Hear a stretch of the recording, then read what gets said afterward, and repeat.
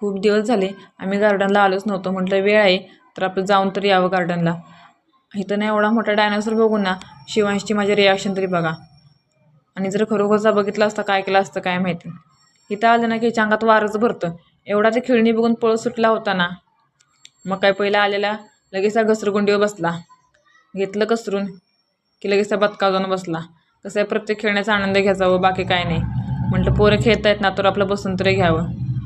पण मला नाही बसून काय करमत नव्हतं म्हणून ना मातीत रेगाटे एवढत बसले. आणि तरीसुद्धा काय करमत नव्हतं म्हणून उठले आणि व्यायाम करायच्या मशीनवर जाऊन बसले. तिथं थोडा वेळ कंबर हलवली आणि तिथून सुद्धा उठले आणि दुसऱ्या मशीनवर जाऊन बसले. मला तर वाटतंय ना ह्या मशीनीपेक्षा ना मीच जास्त हालत होते. म्हटलं जाऊ दे बाबा हे काय ऑपरेशन जमणार नाही. मग काय त्या मशीनवर सुद्धा खाली उतरले. आणि माझा शिवांश ना गार्डनमध्ये आले इतका खुश होऊन जातो ना आणि त्याचा आनंद बघून ना मला खूप ना भारी वाटतं. येता आता म्हटलं मंडईत जाऊन भाजी घ्यावा. आता तुम्ही मला रोजच भाजी खरेदी करते काय?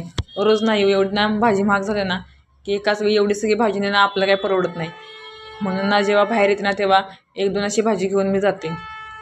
म्हणजे शिवांशला ना गाजर खूप आवडतं मग त्याच्यासाठी गाजर घेतलं आणि मग आले निघून.